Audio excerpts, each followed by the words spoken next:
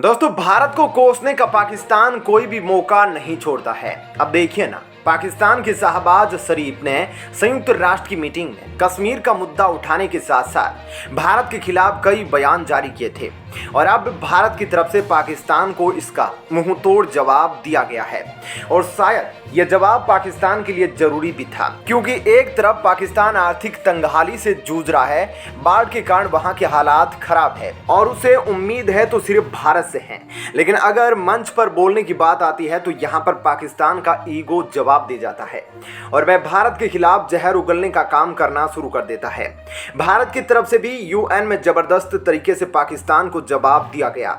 संयुक्त राष्ट्र में भारत के प्रथम सचिव मिजिटो विनिटो ने शांति और सुरक्षा का हवाला देते हुए पाकिस्तान को करारा जवाब दिया। उन्होंने कहा, शांति और सुरक्षा तभी कायम होगी जब सीमा पार आतंकवाद खत्म हो जाएगा। अपने जवाब में भारत के राजनयिक मिजिटो विनिटो ने झूठे इल्जाम लगाने की बजाय पाकिस्तान को आत्मनिरीक्षण करने की याद दिलाई। विनिटो ने दो टूक शब्दों में कहा, जम्मू कश्मीर पर दावा ठोकने की बजाय इस्लामाबाद को सीमा पार आतंकवाद रोकने पर ध्यान देना चाहिए।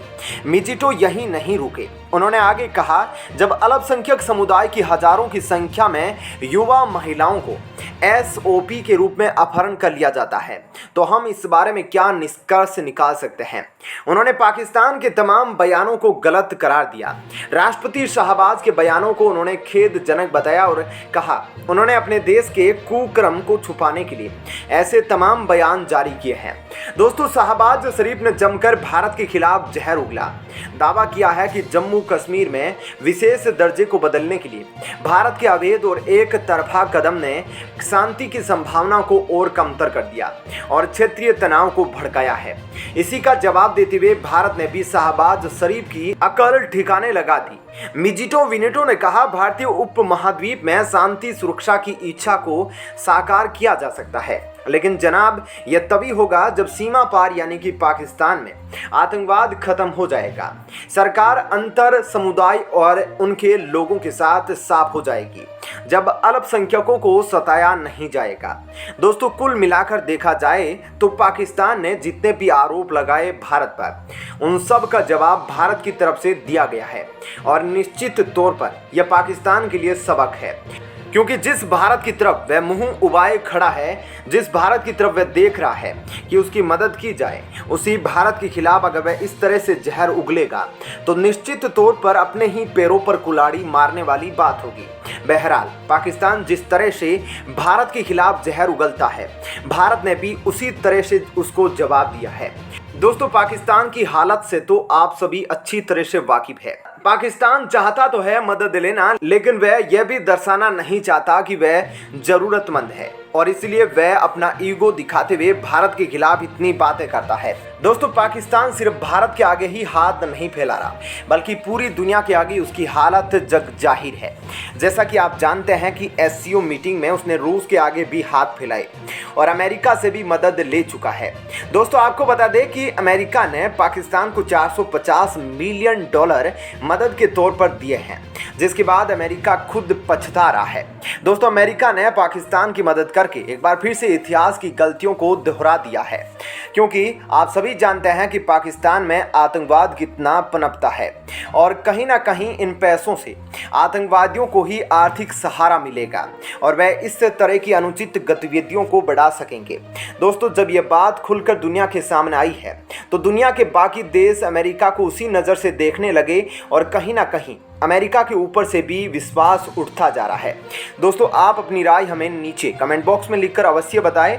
आप क्या सोचते हैं इस बारे में, और वीडियो पसंद आई हो तो इसे लाइक शेयर जरूर कीजिएगा।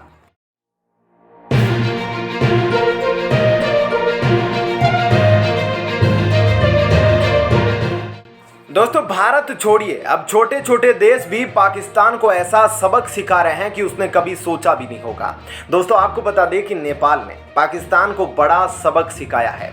क्या कुछ है, आपको पूरी खबर को विस्तार से डिटेल में बताएंगे, लेकिन सबसे पहले यह बता दें कि सबक ऐसा है कि पाकिस्तान पीएम शाहबाज शरीफ बौखला गए हैं और इसे 7 जन्म तक भी याद रखेगा पाकिस्तान। क्या कुछ है, आपको पूरी खबर डिटेल में बताते हैं, लेकिन सबसे पहले आप कमेंट करके बताएं बताइएगा कि जो पाकिस्तान लगातार भारत से अपनी बाढ़ से निपटने के लिए मदद मांग रहा है, वह मदद मोदी सरकार को करनी चाहिए या नहीं। आप कमेंट करके अपनी राय जरूर बताइएगा।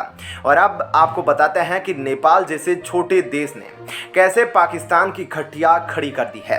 आपको बता दें कि नेपाल की राजधानी काठमांडू में एक आईएसआईएस एजेंट की दौड़ा कर हत्या कर दी गई। जी हां दोस्तों, लाल मोहम्मद उर्फ मोहम्मद दर्जी, जो कि एक आईएसआईएस एजेंट था, वह अपनी कार से घर आया था, तभी कुछ अज्ञात हमलावरों ने उस पर ताबड़तोड़ फायरिंग कर दी।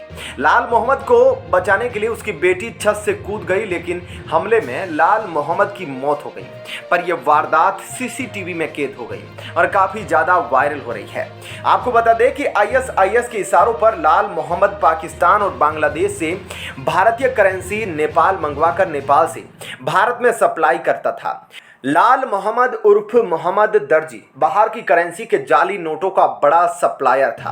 वो आईएसआईएस एजेंट होने के साथ साथ डी गैंग यानी दाऊद इब्राहिम गैंग के संपर्क में भी था।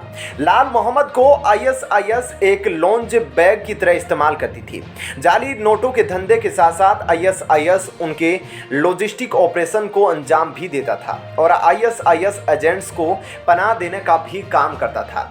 लाल मोहम्मद काठमांडू के कोटादार इलाके में रहता था और अब जब वो अपनी कार से घर आया था तो जैसे ही वो अपनी कार से उतरा तो उस पर हमलावरों ने ताबड़तोड़ फायरिंग कर दी। उसने वापस कार में घुसने की भी कोशिश की, लेकिन वो ऐसा नहीं कर पाया, जिसके बाद वो गाड़ी की आड़ लेके भागने लगा। लेकिन हमलावर उस पर लगातार गोलियां बरसाते रहे, जिससे उसकी मौके पर ही मौत हो जाती। दोस्तों, यह किसी से छुपा नहीं है कि भारत को नुकसान पहुंचाने के लिए अक्सर पाक आतंकी नेपाल का सहारा लेते हैं, लेकिन अब भारत की विदेश नीति जोरों पर है और पाकिस्तान को सभी एक साथ सबक सिखाने के लिए लगे हुए हैं। ऐसे में अब किसी भी बड़े आतंकी का आसानी से बच निकलना लगभग नामुमकिन है और इसी कड़ी में इस आतंकी को भी मार गिराया गया। आपको बता दें कि नेपाल के कुछ बड़े अधिकारियों की नज़र काफ़ी समय से इस आतंकी पर थी और वह इसकी हर हरकत को नोटिस कर रहा था कि यह रोज कहां जाता है, कहां से आता है और क्या क्या गतिविधियों को अंजाम देता है।